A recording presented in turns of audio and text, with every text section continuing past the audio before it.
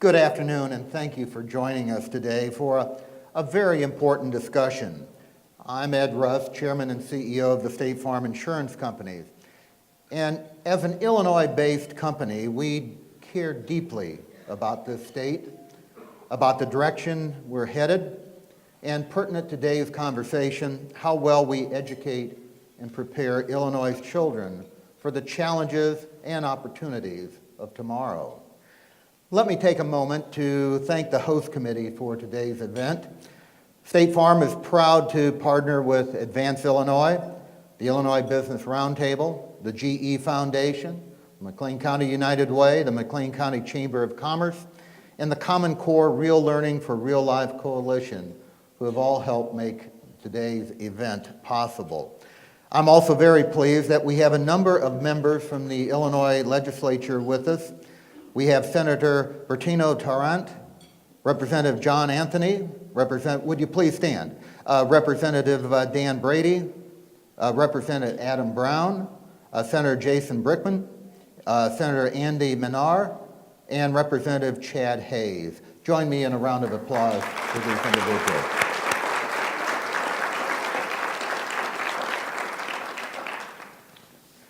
Legislative leadership is critically important if we are to adequately improve student achievement outcomes.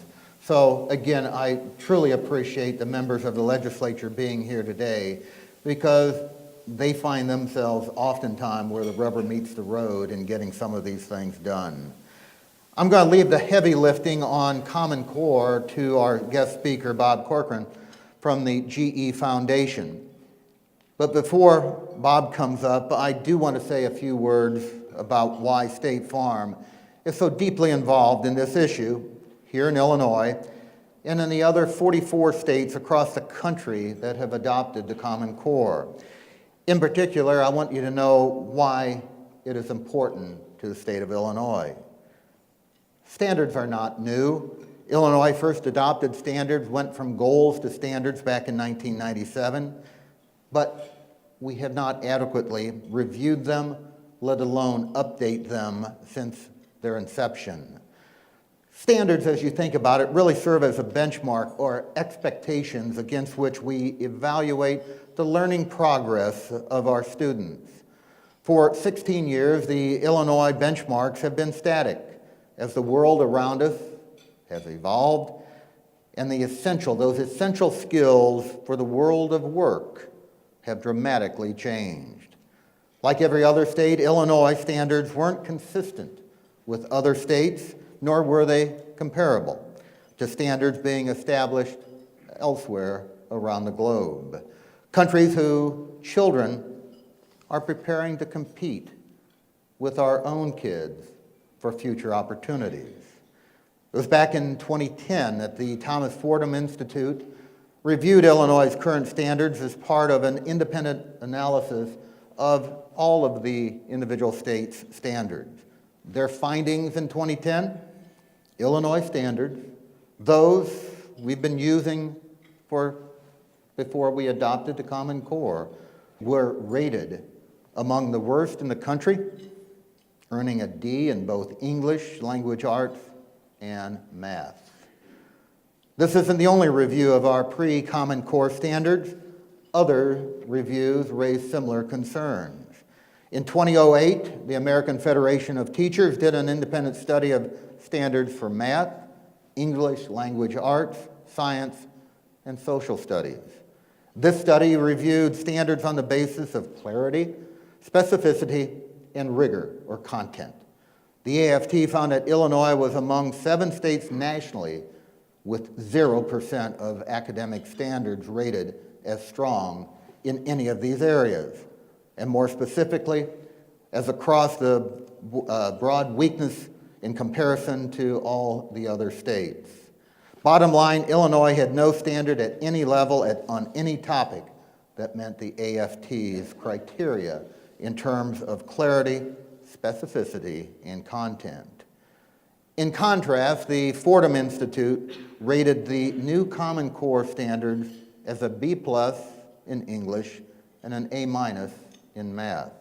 It's clear that our children are being better served by the new Common Core standard than those we have been using since 1997. The Common Core standards recognize what students need to know and to be able to demonstrate, and it's not dependent upon their zip code. It's wherever a student may be, this is what they need to know. I commend Illinois for adopting the Common Core and for remaining steadfast in its commitment to these appropriately higher, internationally benchmarked standard expectations. I'm proud of the teachers and administrators, many of whom were early adopters of these standards. They clearly understand the importance of preparing young people for college as well as careers.